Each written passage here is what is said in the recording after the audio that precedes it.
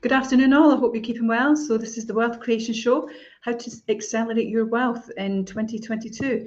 And we've got Jim demonstrating exactly this, sitting in Jamaica with a nice tan at the moment. Morning, Jim, which it will be morning for you, isn't it? That was weird when you said good afternoon, because it's only 7:30 here. we just got up. Am I just gonna do a round robin again and show you where God. it is? In the background there, that's the beach. There's no Fife Coastal Pass here, by the way. There's maybe a Jamaican Coastal Pass. That's the swimming pool. Everybody's and there's all the people put their towels on the chairs, and they're not even here. Aye, so shame on them.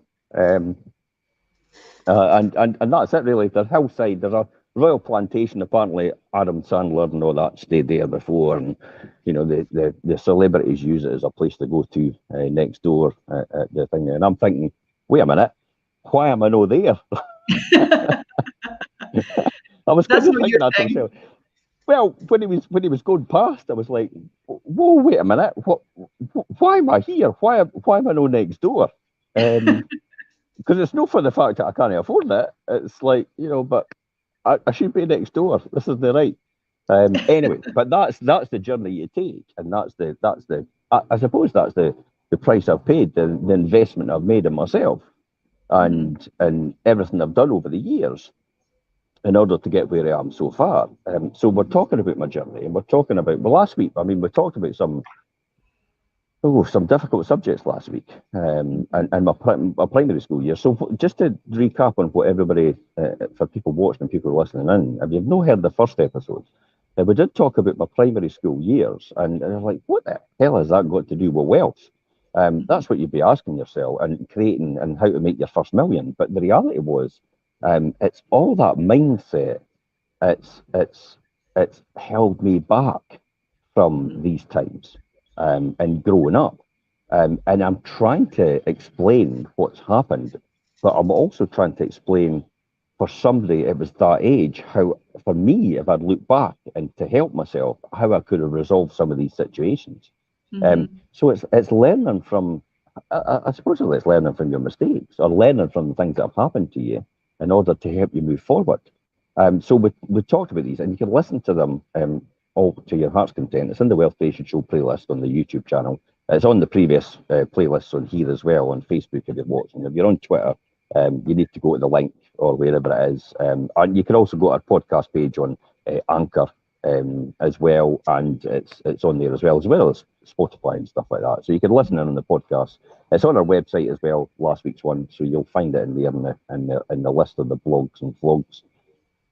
But yeah, basically what this is this morning for you, afternoon for us, is the Wealth Creation Show, and it's more coming from an angle really of a diary of a property investor. And this diary of a property investor. How I made my first million.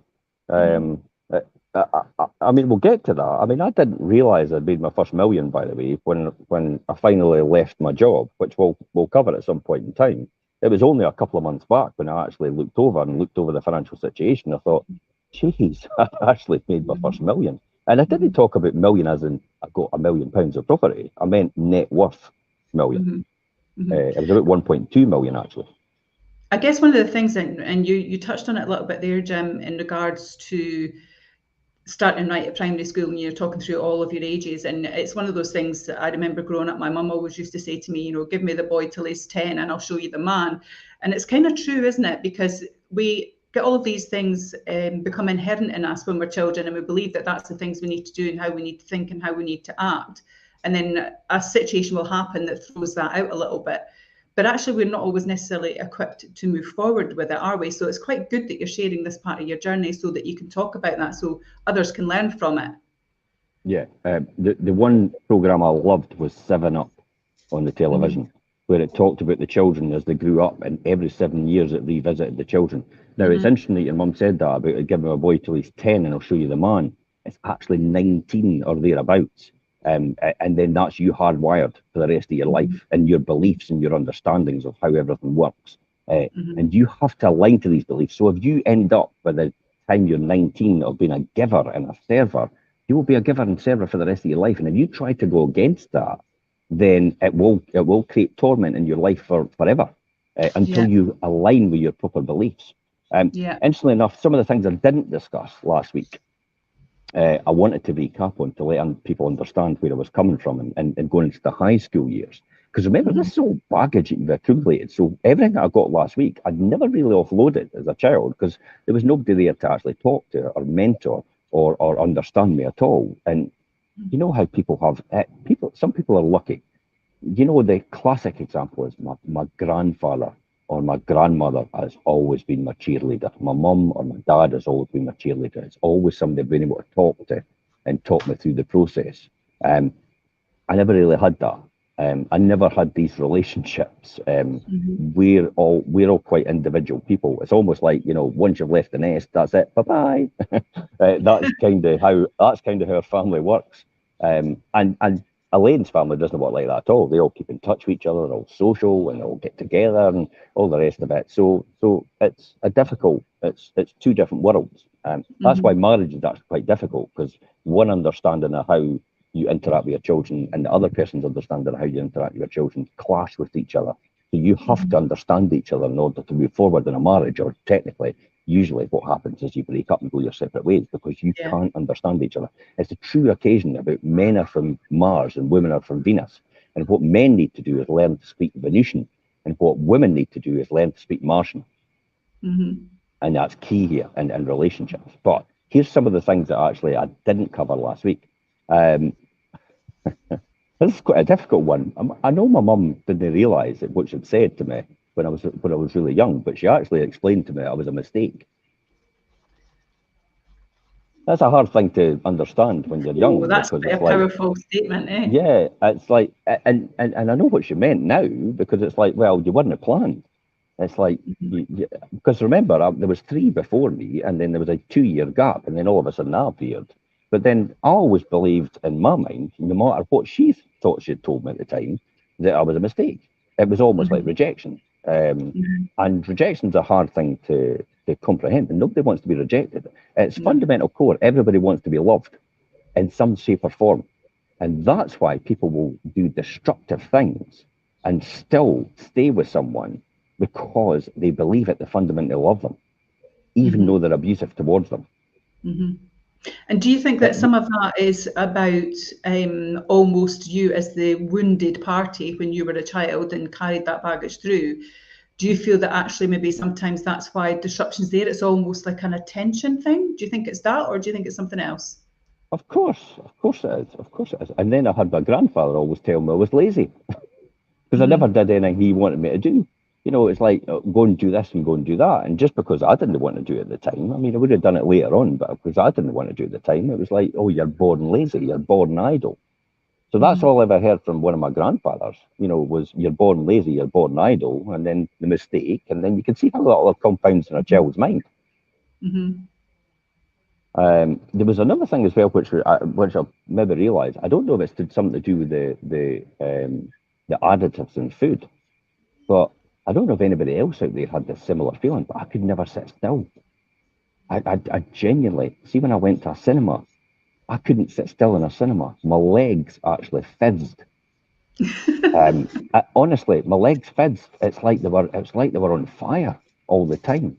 And I don't know if that's an ADHD thing, but remember, ADHD is apparently a symptom of something else, and this is something I'm actually investigating now, if that is the case or not. But that was that, you know, so not being able to sit still and, you know, fidgeting all the time and moving about all the time. I don't know if that's anything to do with food addicts or anything like that. But again, it's another thing which I couldn't do. So, you know, you can imagine what it was like in class for a teacher, trying to you know, manage that, and that's just one of me. You know, there's going to be other people out there like that. When you talk about your legs fizzing and everything, do you find that your brain was fizzing as well, Jam? I mean, I work with you, and so I kind of know some of your traits, and you are a thinker, aren't you? And you think, constant thinker. Do you think that that's followed you through life, or? Yeah. I mean, how many people get up in the middle of the night and actually do repetitive thinking all the time?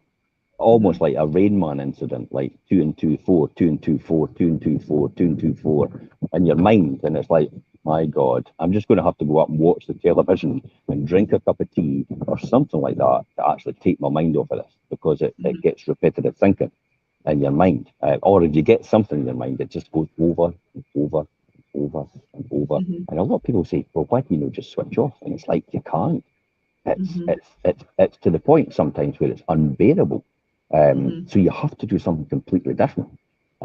So it could be a strength, because it's maybe a dogged determination, and that's maybe your mind working it through. But it can actually be a curse as well. Incidentally, if you need to dream, by the way, anybody that doesn't want their dreams, I'll take my glasses off because they're getting darker. Anybody that doesn't want dreams, you need to dream. You need to, because your dream is your psyche actually working out and getting all the bad stuff out, or the good stuff. So the horrific dreams that you have is to a degree a blessing, because your mind's working it all out and getting it all off all this baggage off your mind before you actually wake up. So, it is, embrace it. The fact that you're dreaming is a good thing. It's when you stop dreaming, that's when you have to be concerned, because then you're working out your mind during the day and the times where you're more aware of what's going on. You're not letting it settle. This is all the things as well as, do you know you're meant to let children sleep in? They're hardwired. They're rewiring their brain when they're sleeping in the morning. These are all things you find out from all the masters of their field. The psycholigists, the all these different people. They actually know what they're doing and they know what they're talking about, and it's all that distilled information. It's in books, it's in podcasts, but these are all things. And for me, it's like I was told, "You're up, right? Get up, get up, get up, get up." So when you think about that as well, you're not allowed time to rewire your brain. Your brain's not allowed, because that's what it's doing. It's shutting down, and it's actually switching everything else off, and it's working on rewiring and reprogramming and actually getting all your shit out, so you can start the day clean. But as a child then, Jim, were you easy to go to bed? Or, I mean, certainly in my house, I know what we were like. My mum and dad were really strict. My dad, ex-military, policeman, 3 daughters. There was kind of iron rod kind of rulings going on in our house. And we were literally always in bed by 7:30 every single evening. We were allowed to maybe sit for half an hour and read or something, but then it literally was lights out at 8, and you were sleeping till 7:30 again the next morning. So you were almost like 12 hours a day. And sometimes you weren't ready for going to bed, but there was no option with that. It's, when you were asked or told, as it turned out, you had to go. Were you an early bedder as well, or were you wired that you didn't sleep well at night as well? Maybe you put me to my bed, but I'm not going to sleep. And that's probably one of the issues that I had to resolve as well. Later on, I'll talk about that and how I managed that situation. But then what happened out of that is that's when you got out to high school, and it's like, oh my God, here we come. All the baggage is coming with me. That's where the drink started. And it's like, what? What, 12-year-old? It's like, that was the type of things you got involved at high school. That's the things that we got involved. And then there was the drugs and the girls and the gambling and the smoking and the shooting. It's like, it just started to take its course. But I think I'm sure that's a product and a symptom of everything that came before. It was never resolved. I'm convinced of that, when you work it through.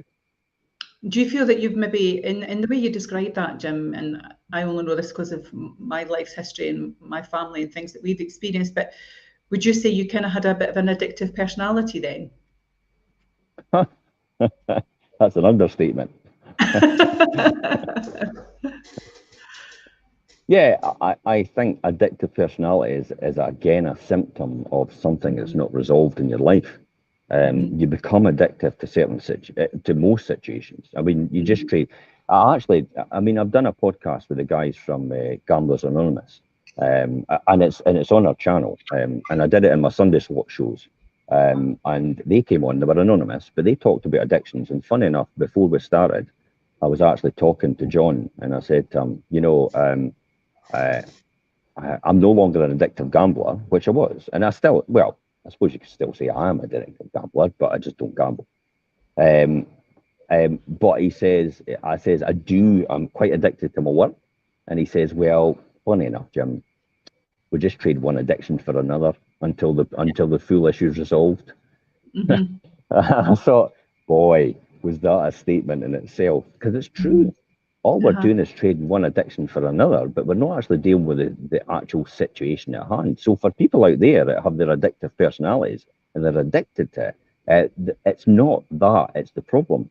It's the issue is there's something you've not resolved in your life, and that's why you're turning to gambling and you're turning to maybe drinking and you're turning to everything else in order to suppress that.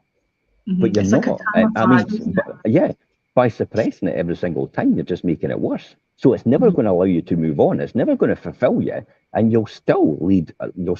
That.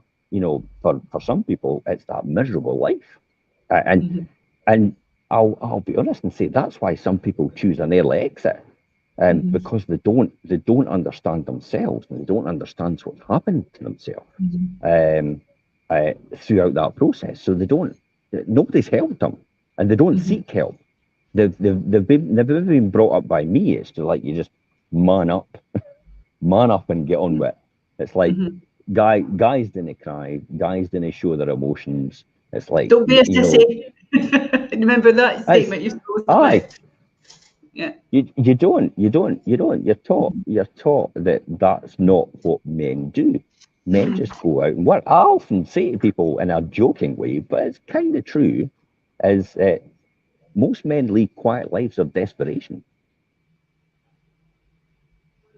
And what do you mean by that? Well, they suppress everything. They push everything down. They never deal with it. And every time something happens in their life, they just think they've got to suck it up. And there's only, and I suppose when you think about it, if you've got a Hoover and the Hoover keeps continually sucking everything up, at some point in time that Hoover's going to blow up. Yeah. Or it's going to pack up. That's the end of it. The Hoover's going to break down and it's never coming back. And we know what that means. Yeah, that's never a good position. I mean, actually, it's a good place to just maybe take a quick pause there, Jim. So we've got a couple of hellos to say. So Jack McInnes, he's saying hello, and he's saying, I am rich, ? Rich with good friends and memories. And that's a blessing place to be. Andrea says good morning, but then she also says here, Jim, which I think is quite a good one, and it talks about what you're saying. Do you think there is a difference between needing to make changes that will benefit you in all ways and wanting to make those changes? Well, want is a desire. Need is essential. Yeah. So people, I'll be, again, I keep saying I'll be honest, but I'm always understanding. I always shoot from the hip. And there's like, you get what you see in the tin with me. That's it. You'll know that yourself, Barry. I do. I experience that daily, Jim. And I generally just say it and I just get on with it and I put it out there. And if anybody wants to take on board my opinion, fair enough. But remember, it's only an opinion. Keith Cunningham used to say that to me. Now, Keith Cunningham is Rich Dad. That's who the book was written about. He was in business with Robert Kiyosaki about Rich Dad Poor Dad. Something happened to Keith Cunningham at the time, and he was no longer able to go along with the whole before it all started with Rich Dad Poor Dad network. But it was primarily about Keith Cunningham. But when I spoke to Keith Cunningham, he said, hey Jim, what I'm saying right now is only my opinion. You don't need to believe it. It's entirely up to you. But I'm just putting it out there to stimulate thought and stimulate debate about whether it would help you move forward. But for some people, definitely, there's always something will need to change in their lives. If you want to make a change in your life, guess what? You've got to change some things in your life. And often people work with the principle of, I'll just keep doing the same thing. But I tell you what, I'm hoping to expect a different result. That's not going to happen.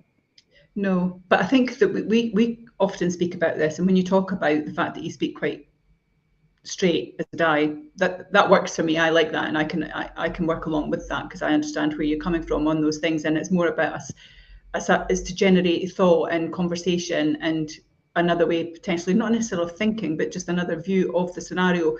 But when you talk about change there, for people who have been programmed, which is what you started saying, Jim, at the beginning of episode 1 and then into episode 2, when you've been programmed a certain way, change is quite scary, isn't it? And change is a big thing to drive you forward, and to adapt and take on board, because there's part of you that's just had this constant acceptance of, this is life, this is what I'm supposed to do, this is how I'm supposed to act and how I'm supposed to behave, even whether you believe that it is accurate or not. And then changing that, actually, that's the scary bit, isn't it?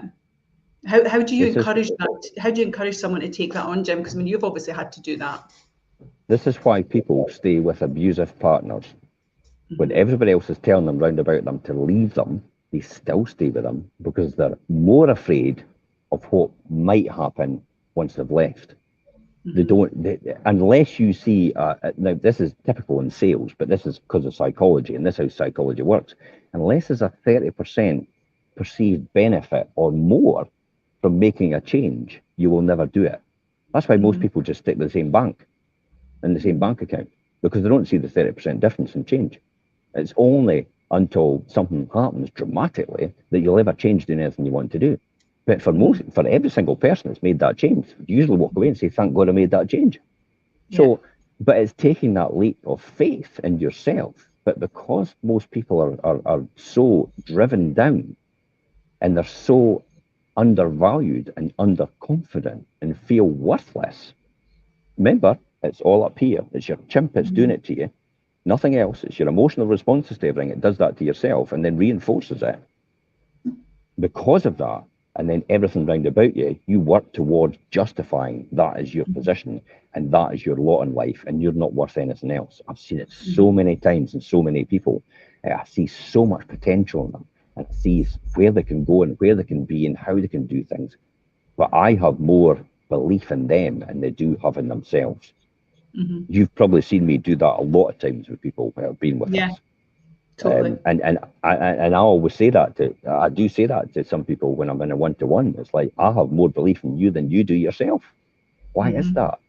And try to get them to get to the bottom of that. So I'm asking them that question, not by challenging them and trying to put them down. I'm asking them to ask themselves, ask their wee chimp, the emotional side of their brain, why is that the case? And then the chimp goes to the human part and goes, could you give me some logic to back that up? And then that's how the brain works, from the emotional state to the emotional state always gets it first, and then the logical state actually processes that and says, okay, I'm going to justify, and I'm going to find out facts and figures to justify that principle. So coming back to my earlier years in the high school, like, I had none of that knowledge, and that's why it's so important that we have people that can mentor the younger generation now and help the younger generation work through their issues and their problems. We all look back, and when people say, oh, I'm depressed, I'll be honest, I used to say that to my mum all the time. I used to bang my head against the wall physically, and I really mean bang my head as in hurting myself, and actually say, I wish I was dead. And that was at a young age. That's crazy for somebody like me to think that. And I don't mean crazy as in the crazy word. It's just illogical thinking. But what baggage must you be carrying with yourself, the trauma, in order to think like that and think, I just want rid of this. I want out of this. I don't want to be here any longer. And that's generally why most people become, anorexic. And why? I even went through self-harming and cutting myself. It's like, that's another thing I forgot about completely. It's like just taking a razor blade and slicing my arm. It's like, what's all that about? But I know what it's about. It comes back to, even though you're being self-destructive towards yourself, you're still in control of what's happening. And it's the control that you crave, because you don't have control anywhere else in your life. So even if it's a self-destructive, a child or anybody, an adult, will do that because it gives them control at that point in time, and that's what they need in their life. So even though it's harmful, they'll continue to do it. That's why people do anything. And then also it goes in line with that's why people will be, if they're to be loved and accepted, that's why they'll get in with the wrong crowd, because that crowd will love and accept them for it. So when you went to high school, then were in that journey, did you get involved with the wrong crowd, or were you the wrong crowd? No, yeah, well, high school was it was like the Jets and the Sharks, wasn't it? It was like West Side Story. You had to be in with the right. You had to fit in with the right group of people, and the group of people I fitted in with were the misfits, because essentially, I was a misfit. That I didn't fit into the educational system. I wasn't a primary candidate. They were trying to shoehorn me into a round peg into a square box. And they were trying to force me into that, but the reality is, you won't be able to force somebody like me because I will not accept it, and that's why people rebel against the system. And I go back to saying it. I said it last night. The school system is designed to produce worker ants. It's there for one reason: to get you to be employable and actually work for the rest of your life, or to do something. And it's not there to teach you to be self-employed. It's not there to teach you to run your own business. It's very rare that system's there to do that. They just want you, because the mass amount of people will do that. 95% of the people that go through the school system will actually work for someone else. The other 5% will run their own business and be wealthy and rich as a result. That's always been the case, and it always will be the case. And you can't change that. You can just give people the tools and the necessary information and the advice and support in order to get them to the group that they want to be in. For some people, they're happy for the rest of their life doing what they're doing. Hey, if it makes you happy and everyone else is happy around about you as a result of you doing what you're doing, fantastic. But the day your happiness is at the expense of someone else or some other people, that's a problem. Yeah. And actually something you see quite frequently in life with people, isn't it? Where actually their happiness is dependent on a third party rather than that inner peace and happiness that they can create from themselves. Of course it is. Of course it is. You see the classic example today where people say, I'm going to stop drinking for my kids. As soon as they become wee buggers and they get out of control, it's like, give me the booze. That's what happens. I'm going to stop drinking for you, my dear. As soon as he falls out with her, straight back to the bottle. He's not doing it for him. He's doing it for everybody else but himself. Do yourself a favour if you're listening out there. Do it for yourself. Only with you getting you right can you get everybody else right. If you don't love yourself, you're not going to learn to love anybody else round about you.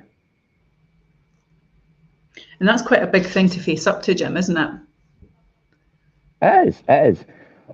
But again, it's been self-aware, and it's that continuous journey of understanding yourself and reading the right books and associating with the right people and the people that will take you in the right direction, and listening to the right podcast. I mean, I keep going on, and I should be getting paid for this, but it's like Diary of a CEO with Steve Bartlett. He gets all the best people on, and the successful people in their field, and it's a wealth of information at your fingertip for free. All you need to do is watch a couple of adverts now and again, or skip them when it comes up time. It's like, why would you not plug into that? And I know why you wouldn't plug into that, because for some people, it's not their point of readiness. They're not at that point. They're not at that point in their life where they feel they need to make a change. They think that they've either arrived or they're still working towards that journey. But the sooner you can get that information and get that advice and support, the quicker you can get to your destination. And that's how I looked at property investment. It was like when I knew where I was going in property investment, I just like, get out of my way, everybody, get out of my way, because I know that road is right in front of me, right here, and every single thing that's going to come in front of me right now at this point in time is going to get in my way. So just get out of my way. Let me do my thing. I know what to do. I know how to get there. Everybody get out of my way. That's what I did every single time, because I knew where I was going. I knew what I wanted to achieve. And I worked towards it as a result. And I knew what I needed to do. So I just broke it all down into smaller steps in order to get where I wanted to go. The other thing, hey, guess what happened again? another attempt at somebody to abuse me. It's like, what? If I just got the luck of this again, it's like, next thing I'm in somebody's car after they're supposedly giving me a run home, and he's taking me a whole different route and talking inappropriately to me when I was like 14 years old. What's, if you're that type of person, for God's sake, do yourself a favour and go and get some help, because that's not what you should be doing. But, that was another time. So, again, that's another thing, a baggage I had to cope with. I didn't tell anybody these things. All these things were just suppressed till later on. Till about 20 or 30 years later on, then it starts to come out. So is it no surprise that when the stimulants came along, like the drink, like the potential drugs, like the gambling, like the smoking, all the feel-good things. Yeah, all the things that give you the initial hit, give you the initial hype, and people say, "Geez, you were 12 years old." It's like I was smoking at 11. I tried it when I was 7, and I even tried it at 9. I think I actually maybe continued at 9 years old up to about 19 or 20. But that was that, and I do remember Mary Ferguson, now Mary Walker. I remember Mary challenging on the bus and saying, why are you smoking? Why do you like, what is it about that? And I had to convince her that I liked it when I didn't. And you didn't really. It's because it gave me some sort of control, and also it made me feel like I was an adult and I was in charge. That's why I did it. That was the only reason. And that whole feeling of making you feel like an adult and in charge, is that maybe because of those two bad experiences you had, one that you told last week and obviously what you've just shared just now, because they were adults and in your mind they were the controlling person? Is that what made you think that? Or I think it's just a combination of everything. When you get to that point and you've got all that baggage where you just want to get rid of it, and any opportunity to do anything which will actually numb that experience and that emotional and suppress it, you'll actually go to. It's, people say drinking is a disease. It's a disease. Like Marx always said, taken from Bob Proctor. If anybody knows Bob Proctor's teachings, Bob Proctor used to say every single time, nothing is ever a disease, it's a disease. And if you've got a drinking problem or you've got a gambling problem, it's because you've got dis-ease in something else in your life that you need to resolve in order to stop having to take that stimulant. Because gambling's a stimulant. It's not about winning. It's the thrill that you're seeking. I mean, I went to Gamblers Anonymous when I was probably about 18, and I heard their stories of people that had lost everything, lost their taxi company. The guy that stood on the end of the Dundee Pier, put a gun to his head, pulled the trigger. It never went off. He fell down onto the sand, and he realised it must be a sign. I need to change. And God, it never went off. And then the other person that lost their whole taxi business in the casinos, and even though the casinos were trying to stop this person getting in, they were wearing disguises, they were sneaking in the back door, and it's all these different things. And I thought, and once I'd been to see them, it's like, God sake, I am never going to do this ever again. That kind of these experiences, and see how their trauma and their stories actually helped me change for the better. So I basically never did that. But then, as I said, one addiction stops and another one starts. Because you need to replace it with something, because you've not resolved the initial issue. You've not resolved the thing in your life that actually needs to be resolved. And you have to dig deep to find that out. Because a lot of people will say, well, what is it then? And it's a lot of soul searching. It's a lot of thinking. It's just a lot of thinking it through. And one day it'll maybe pop into your head and think, yeah, that's probably what it is. But it's maybe resolving all these wee little things, all these wee little things that lead to that event that actually happens. The gambling was a product of everything that's happened. The smoking was definitely a product of everything that's happened. The drink, yeah, I think most of the kids did this. I mean, we used to go to house parties all the time, from 12 years old, 13-year-old. I mean, I had a brother that was 2 years older than me. So when he was going, guess where I was going? Yeah, we're tagging along. Yeah, every single time. He used to try and get rid of him all the time, but always tagged along. And to a degree, Dave was a really good influence in my life as well, but he's also a bad influence in my life as well as the people round about you. This is why you will be in the next 5 years where you'll be by the people you associate with and the books you read. And if you associate with the wrong people, and just think about that right now, if you're going through challenging times and you've got problems in your life and you've got drink and drugs and possibly alcohol and gambling and everything else that's going on, your relationships aren't good, check out all the friends that you're actually associating with. You'll probably find they're exactly the same. Misery loves company. Remember that. Yeah, it's Keep a bit away of from that these people. as well. It is a bit like that, but I think there's also an element of where, as human beings, because we've done it as children, and I've seen some things over the weekend where it was like children were copying what adults were doing, and we constantly mirror, don't we? We mirror what we see every day and what we mix with every day, and then that's what happens. If you're seeing that and you're mirroring it, then you become it, don't you? And it's so easy to do that. I've seen it so many times in relationships where a friend would come to me and say, and I would say to them, well, I think the best way forward is probably speak to Relate Scotland, which is in Kirkcaldy. If you phone them up, it's free advice and free counselling. It can be you, it can be for your partner as well. It's not about getting you back together, it's about moving you forward in the right direction. If it means you go your separate ways, it does, but it will be amicable and it'll all be for nothing. It'll all be free if you want it to be free, and it won't cost you a fortune. The lawyers will bleed you dry. So that's what I say to them. And then, the next thing comes out their mouth is, my friends at work say this, and it's completely opposite. And my first question to them is, are your friends at work got relationships? Oh no, they're all divorced. There's a surprise. Yeah. That's because the thing, all they can do is teach you the path that they followed. They can't. If they were able to get you back together or able to resolve the situation for you, they wouldn't be divorced and they wouldn't be separated. So, love them to bits, but you've got to remember, if that's not the advice you should be taking, don't take their advice. Just because they say it, it's only their opinion. These are, again, all things that you learn throughout your life. And throughout the books you read, the podcasts you listen to, the people you associate with, and become wiser in your whole journey. Plus the fact you can impart that onto your children. All this learning, this information that you have, it could be a huge resource for your children. Why do you think I'm doing this show? Why do you think I'm recording all this? Why do you think this is all going to be timeless content? My children will look back, possibly my grandchildren will look back, my great-grandchildren will look back. They all listen to this as well. They might be a lot wiser, but they'll realise and understand if any of them's got challenges, they'll see this, they'll listen to this, and they'll see where it was and what it was like for me.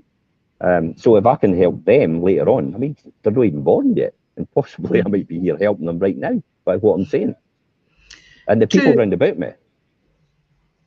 In regards to that then, do you feel that by speaking out and by sharing, actually it's been part of your healing journey as well? Of course. We always used to say, when I first met Elaine, right, I'll tell you the story later on about how I met Elaine. You're never going to believe this, but I'll tell you later on, because that's the next episode. But when I first met Elaine, I used to say to Elaine, a problem shared is a problem halved, because she never wanted to tell me anything. And it was one of the things that we actually bonded with the fact that we used to talk to each other about our own situations, about what we were going through and stuff like that. And it generally was a problem shared is a problem halved, because you're actually, somebody else is helping you. Now, funny enough, I actually read this morning in the chimp paradox, and the fact that the chimp is there to let you vent. It's the emotional side. You have to let the chimp out the box for that period of time. You have to let the chimp, what we call, exercise. You have to let that happen. I have a good friend and potentially mentor as well, I think as well, Ian. Ian is brilliant at that, but then he's read the chimp paradox. So he understands that and understands that process. Ian is a fantastic listener, and helping me work things out and helping me understand the process. If I didn't, everybody should have an Ian in their life, I'll tell you. Because it's somebody that's there for you all the time when you need them. Even through the dark times, they'll still be there. They'll still listen to you. They'll still engage with you. They'll still help and support you. So everybody should have an Ian. I'll guarantee you that. But it's essential. You've got to work it through in your mind and exercising your chimp, your emotional side, and getting out and just just venting your frustration. You don't need to act on it. You just need to vent it and let it exercise. And then if you think, yeah, your human side kicks in and says, no, we shouldn't be doing anything about this. You've said your bit, get back in your box, and I'll take it forward from here. Or even putting timelines on things. You know, it's like, right, okay, we'll spend the next couple of weeks trying to resolve this issue in your work or your job or anything like that. We'll spend this next couple of weeks trying to resolve this issue. If we've not resolved it by this point in time, it's gone, dead in the water, we're moving on. So you don't carry this with you. And then that's how people get overloaded every single time. So again, these are all things that you can learn at a younger age, hopefully now. It would probably benefit you into your later years, and it'll make you more wiser, more able to help other people. Nobody pays me to sell their house. People pay me to solve a problem, and it may so happen that they sell the house in the process, but a lot of the times it's another issue as well. I need to help them resolve, and they don't know it yet. But once I sit down with them and understand where they are, and understand where they're going and how they want to get there, I can then talk them through the process. So let's say I'm what is it called? The chimp listener. that's kind of what is it? I don't know, sure, but the chimp whisperer. Yeah. That's it's all about listening to people's journeys, listening to people's stories, and helping them resolve it, but helping them resolve their issue, not telling them what to do. I think in those environments, they have to do it for themselves. They do, but I think when you're in that situation, as you say, and you've got all that fizz and noise going on in your mind, actually being able to share that with someone who's going to take it on board, not necessarily going to judge anything, but then will actually be able to guide you, even if their guidance is not taking you in the route that potentially your brain might have decided. You've still got all of that noise out of your head, haven't you? So you're creating a bit of space where you can then process maybe a resolution. Of course. Remember, your mind's only got so much capacity in it. If you keep overloading it and you're not able to put anything into the back of your mind, you know, because that's your... My dad actually said this quite well. He says, I remember him saying it years and years ago. This is how many years ago. He says, your mind's like a tape recorder. He says, what happens is, or for anybody else, it's like a hard disk. Your mind's like a hard disk. What happens is, because I used to say, we used to think about things. And then you just go, oh, I've not really got the answer. And then all of a sudden, out of the blue, 3 days later, you go, it was Johannesburg. And folk go, what? And you go, oh, the answer to that question 3 days ago about the place in Africa. And they're going, we've forgotten all about it. But your mind's like that. It goes away and finds the answer from the hard disk, because all that information is dumped into your hard disk in your mind or your tape recorder, and then it winds it back till it comes to that point and says, oh, I've got the answer to that. There's a lot of sense in actually what we call is taking a problem, putting it in the box on your table. Have the wee box on your table and writing down the problem, putting it in the box, and 3 days later taking that problem back out, and more than likely you've got the solution to it, even though you didn't have the solution to it at that time. That's a well-known process of actually being solution orientated. Yeah, the box process.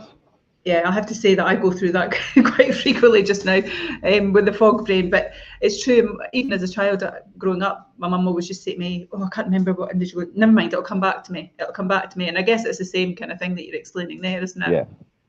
Yeah. So these are all things that will help you through your journey. So again, coming back to the school, as the baggage and all the rest of it happened, there's another couple of things that really made a fundamental impact on me at school as well. I remember the French exchange student actually taking me out the French class, pinning me up against the wall and threatening me when I was 13 years old. How great is that? And then my head... And these are all the experiences that I never told anybody, because, you know, the first thing that happens is when you go home, your mum and dad go straight away and assume that you were in the wrong, because you always believe the teacher. But in this occasion, you shouldn't have done it. I even remember the head of English, when I was probably in 4th year, 5th year, took me out of the class, had a discussion with me about my situation. Now remember, I'm off the rails by this point in time, and explaining to me how I was similar to the dog shite that he scrapes off his shoe after walking his dog in the morning. So while I'm looking for support and help, this is what the head of the English department is doing to me at the same time. Mm-hmm. Do you think that's going to make it better or worse? Well, obviously it's going to make it worse, but actually what it then does, and this is where it breaks down for people, Jim, isn't it? Because then actually you're a young teen, and at that point you think, well, what's the point in speaking to an adult? What's the point in speaking to a grown-up? What's the point in speaking out and getting help? Because no one's helping me, no one's listening. And then that's where you start bottling it up, and then you go for those other vices, don't you? Because it helps you forget about all those other things that no one else grown up seems to want to help with. That's true, and that's why you get caught in the how am I going to suppress this? Well, it's going to be drink, it's going to be drugs, it's going to be gambling, it's going to be truanting. That's why I started to truant. I just thought, what's the point of being at school? So I just used to tick it all the time. I used to stay off school. I used to go in for registration in the morning, and then I just used to walk home from there. I used to go way down the dam, or sometimes we wouldn't even go. We just went down to the golf club. I used to see my friends, Grant and Ewan, walking over the bridge at Scooney, and then immediately go, oh, we're going to the golf club today. You getting in the bus, pal? No, we're going to the golf club. And then the deputy director driving past us and saying, where are you boys going? Oh, we're going to find Ewan's school bag. Mind and report to me at when you come in from the late bus then. And it's like, we just go to the golf club. So, but at that point, I just thought, I don't care anymore. It's like, nobody's bothered. Nobody wants to help you at this point in time. Everybody just wants to put you down. Everybody just sees you as disruptive. You don't fit into the system. They just want you to fit in a square peg and a round peg into a square hole. So why should I bother even more? So I think everybody's probably realised that school was never the formative years for me. But wait till you find out next week what happened. Like, wow, it's like a completely different thing. A completely different thing. How on earth could somebody go from school to then be the top student 3 years in a row at college? How is that possible? After failing miserably in the same subject at college, he sat at college and became the top student 3 years in a row, and failing it miserably at school. What does that say about the school system?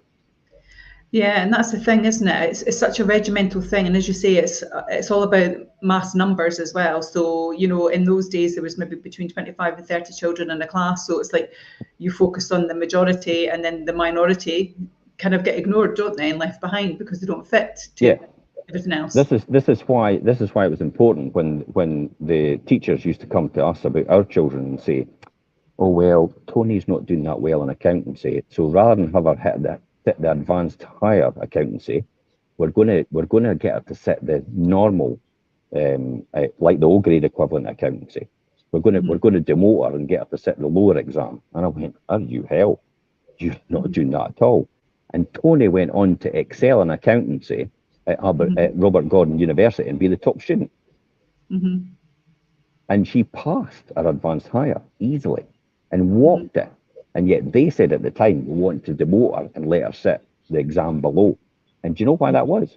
Because they weren't sure she would pass, and it would affect their gradings for their results. For those reasons, isn't there? For their KPIs, and I refused to do that. Ben and Scott were the same. They tried to demote Ben with computers, and yet Ben excelled and got his degree in computer and networking at Fife College.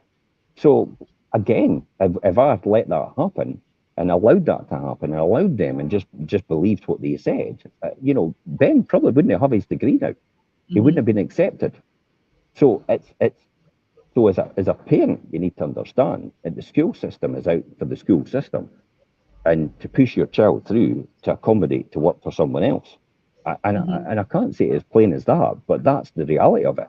They can't do anything else outside of that because it's a mass market system. It has to appeal to everybody, and the majority rules in that type of system. And people like me, who are the misfits, who don't fit into that system, are just rejected or pushed out.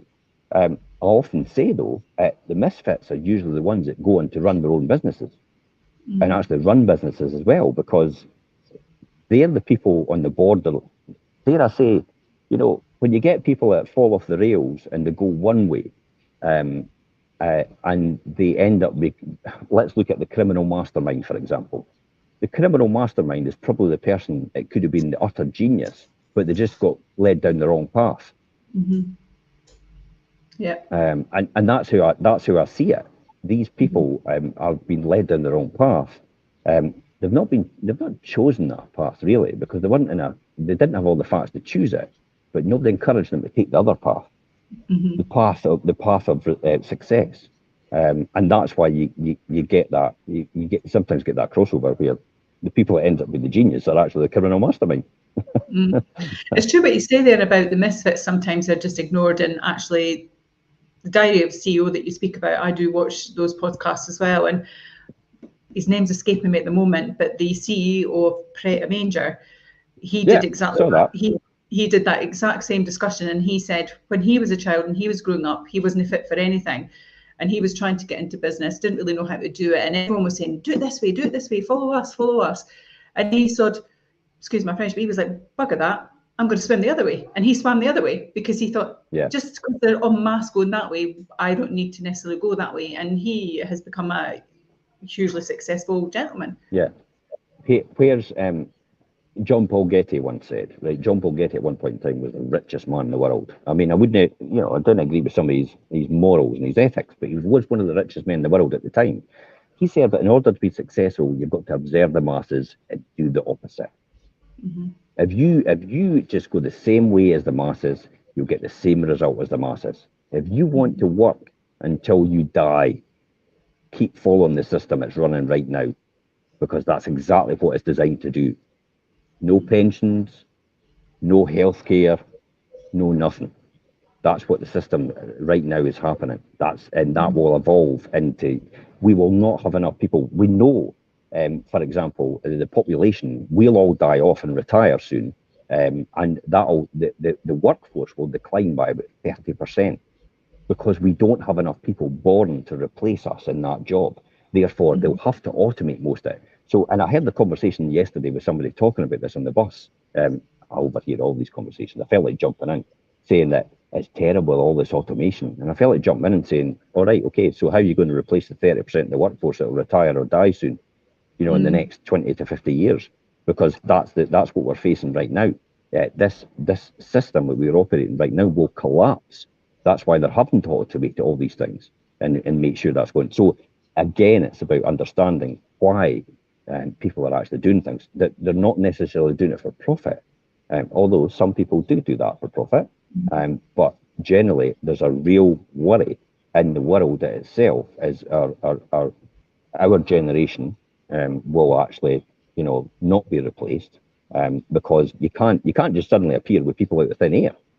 This is why Scotland has taken the Scottish government has taken the attitude of, like, we need immigration, and we need immigration fast, and we want to be a part of Europe, and it's no political thing I'm doing here. We want to be a part of Europe because we need to have these people to come and work for us. Yeah. We don't, we're not wanting people to come and use the system and benefits. That's not what it does, and it very rarely happens. But we need people with skills to come and work for us. I was even talking to the doctors here in Jamaica and going, should come to the UK and work for us. I was doing a one-man promotion to get more people into the healthcare system from Jamaica. All the people that were treating me for my injuries and stuff like that. When the doctor saw me, I was promoting to him. When the nurse saw me, I was promoting to her and saying, you should come over to our country and actually work in our system. It's like, we need people like you here, and it pays a lot better, and it's a lot better lifestyle than what you've got. Believe me, it's a lot better lifestyle. The glitz and glamour you see here, the crime is huge here. So don't kid yourself by what you see on all the adverts. In the background of where I'm sitting right here, you are told not to really wander off this complex and to stick to the buses. And if you're going anywhere, if you're wanting a car for the day, we'll send somebody with you. So you're actually told, if you're having a car for the day, someone else is from the place is actually going with you to go anywhere if you hire a car from us. Because it's not the fact we don't trust your driving, it's the fact that you could end up wandering in the wrong place. It is literally like that here. The crime rate's actually quite high. And why would you blame them? There's abject poverty here. If they see someday that they've got an opportunity for survival, then why would you know? Why would they not take that advantage? Why would they not take that opportunity? It's the classic. The one I saw is, you know the people that actually, when you're abroad and you've got the guys at the end of the road going, I've got your parking space, I've got your parking space. And then you think, I could just get a parking space for myself. And then you drive in and they put their hand out and they're wanting something from you. My sister actually put it quite straightforward to me when I said, that's ridiculous. She said, do you realise that they go home and actually feed their family with what they're giving you? And they have nothing. They have no job. They have no skills. They have no welfare. They have no healthcare system. They need anything they can get, and that's why they do that. And that's why they're not too proud to beg. You know, that's the reality. And you don't realise, because we come from a very wealthy system. No matter what you say, we're very, very well off in comparison to the rest of the world. You can sit and say, oh, but they've got it better and they've got it better. But I'll tell you what, on the face of it, you think they've got it better, but they've not got it as good as us. This is maybe great, all the glitz and glamour that you see behind me. But when you look down at the core of everything that you see outside of the UK, especially outside of Scotland, it's a completely different system. And it's a system that you would not want in Scotland, definitely. We're going the right way culturally, we're going the right way ethically. We're just going maybe a wee bit too far sometimes, but that's up to us to rein that in. That's why there's healthy debate going on right now in terms of the private rented sector, in terms of the housing sector. And that's why I've been constantly bombarding the social media all the time about this plight we're after. So to just recap on that, you know, the confusion about where I was going, what I was doing, and how did I fit in. This is what this was all about, and this is why I went off the rails in my high school years, because no one actually explained that to me. No one told me why I was there, what I was wanting, what I was to do. I used to worry about things like when my dad drove to my granddad's in Newport, right, my gran and granddad's, I used to worry when I was 6 years old and think, how am I going to be able to drive there? How am I going to know? It's like, is that normal? It's like for children to think that. I was like, that's how I was hardwired, because my dad ran his own business. He was independent and he did everything for himself, and he didn't rely on other people. So that's what I was brought up like. So I thought, that's what I've got to do. I never saw anything else outside of that. Yeah. So everything I approached it with was with that mindset. If it is to be, it's up to me, and I've got to solve it for myself. That's a lot of responsibility to take on when you're a child, though, isn't it? Of course it is. Of course it is. It's the pressure was immense, and you know that. You see that manifesting itself still now, in terms of how I am, and I have to shake that off now and again and just tell my chimp. My chimp's called Bubbles, by the way. I need to tell my chimp Bubbles to shut up now and again and just keep his opinion to himself until I work it out. No, I do see that in you, and I think it's actually probably an appropriate moment to kind of do the wrap up on that. And you were talking about your experience in Jamaica just now, and it all seems to be about systems, isn't it? Yeah. Processes, systems, making sure you understand yourself. More importantly, making sure you understand yourself, making sure you understand. This is that somebody out there loves you, right? If you understand that and have that at your face, that somebody there loves you, you'll be content for the rest of your life. That's why people go to religion, by the way, because God always loves them regardless of what they do. Think about that. The inherent desire in humans to be loved and accepted overrides everything. Everything is geared towards that. Every decision they take is all about being loved and accepted. I'll challenge you to prove me otherwise, because it is fundamentally its core every single time to be loved and accepted. And that's why people do everything. And that's me. I think that's a very convenient place to stop, actually, Jim, and very well put. Thank you very much for sharing part 2. Very much looking forward to part 3, the next part of the journey. If anybody has got any questions, would like some guidance, please feel free to just message us directly, and we're happy to help you along your way and point you in the direction of maybe some help if you're needing it as well. Yeah, that's it from more than likely, if I've been through it, so I can put you in the right direction. Perfect. Well, until next time, everyone, that's us. Thank you, Jim, and we'll see bye-bye you for now. Take care. Bye-bye and for now. I'm off to get in the pool. Bye-bye.